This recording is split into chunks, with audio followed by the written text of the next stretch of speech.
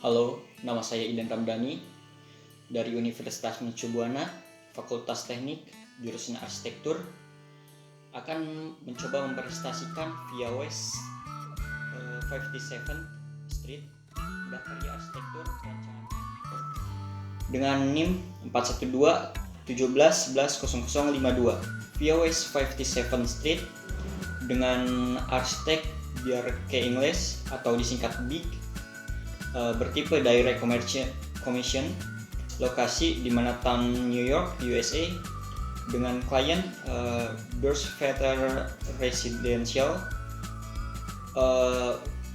Bjarke Ingels berkolaborasi dengan SLCE Architect, Star Whitehorse, dan yang lainnya dengan ukuran 77.202 meter persegi, berstatus komplit di Agustus 2016. BIG meresmikan proyek New York, campuran antara blok perimeter Eropa dan bangunan tinggi tradisional Manhattan.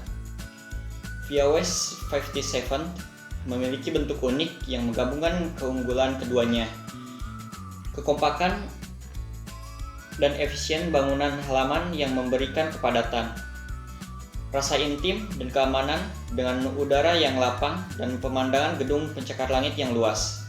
Dengan menjaga 3 sudut tetap rendah dan mengangkat satu sudut tinggi dengan setinggi 467 kaki, halaman membuka pemandangan ke Sungai Hudson, membawa matahari rendah ke dalam blok dan dengan ramah melestarikan pemandangan menara Helena yang berkepan dengan sungai.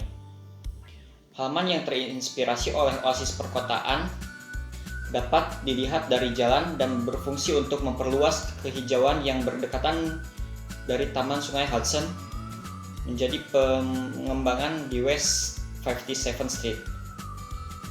Kemiringan bangunan memungkinkan untuk transisi dalam skala antara bangunan bertingkat rendah dan bangunan bertingkat tinggi. Lokasi site via West 57 Street berada di antara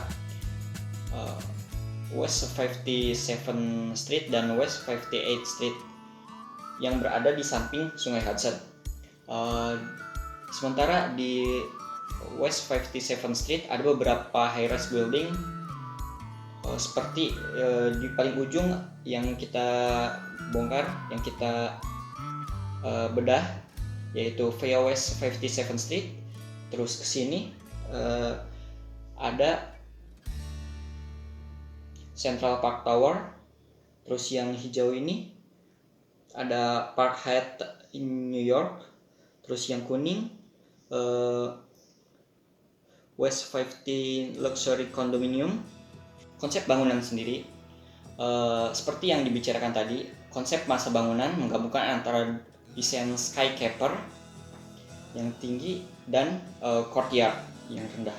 Jadi menggabungkan antara bangunan tinggi dan bangunan rendah, menjadikan memberikan view yang lebih besar daripada keduanya masing-masing gitu.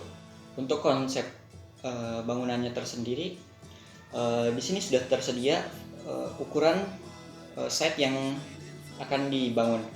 Terus di sini topologi volume terprogramnya, dan di sini dibuat courtyard tipologi. Nah, di sini itu mengambil view yang paling bagusnya.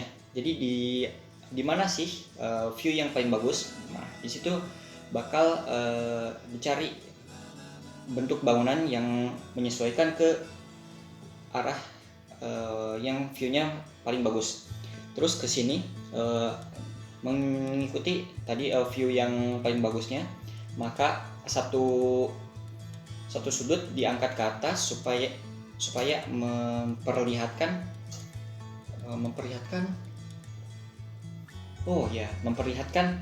view yang paling bagusnya.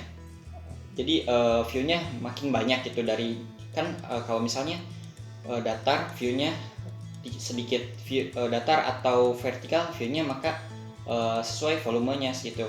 Kalau misalnya miring, view-nya makin nambah. Nah, di sini untuk mataharinya, matahari berputar kan dari timur ke barat. Nah, di sini semua bangunan tersinari oleh matahari. Jadi semuanya tersinari gitu. Nah, bentuk terakhirnya jadi seperti ini. Nah, selanjutnya ke denah. Saya akan menjelaskan denah rancangan lantai 2. Nah, di sini tersedia courtyard. Terus ada beberapa fasilitas umum seperti di sini ada swimming pool yang berdekatan dengan basketball. Terus ke sininya fitness. Jadi satu area untuk olahraga. Ditambah di sini community room dan game room. Selanjutnya saya jelaskan zoning di bangunan ini. Di lantai 1 ada zona publik dan zona semi publik. Terus di lantai 2-nya ada zona semi publik dan privat. Ke lantai 3 hanya ada zona semi publik dan privat. Terus dari lantai 4 ke atas hanya ada zona privat yang diperuntukkan bagi para penghuni bangunan ini. Di sini saya menjelaskan beberapa fungsi dari bangunan ini. Seperti yang warna kuning ini yaitu observation deck. Terus yang warna orange VIP office. Jadi di sini ada office-nya juga. Yang warna ungu conference hall. Terus yang hijau ini office complex. Jadi di sini semuanya ada office, bisa disewa atau dijual. Terus ada congress hall di sini dipakai untuk kongres. Mixed use concert hall di sini juga bisa dipakai konser atau kongres. Di sini ada bridge, ada jembatannya untuk menghubungkan area kanan dan kiri.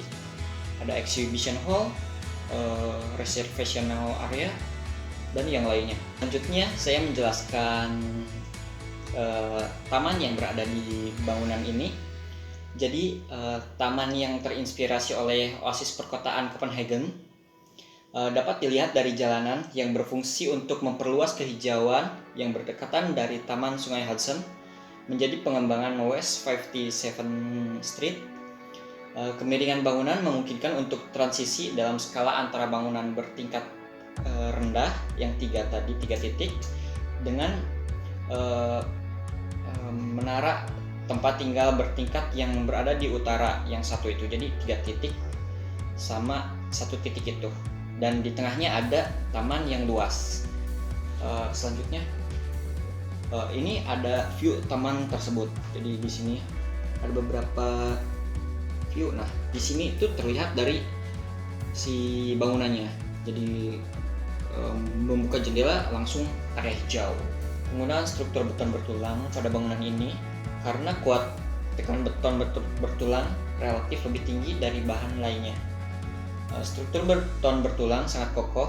Beton bertulang bisa dibuat dalam bentuk dan untuk beragam fungsi dan kegunaan. Memiliki ketahanan yang relatif tinggi dan kuat terhadap air dan api. Selanjutnya ada video tentang struktur bangunan ini.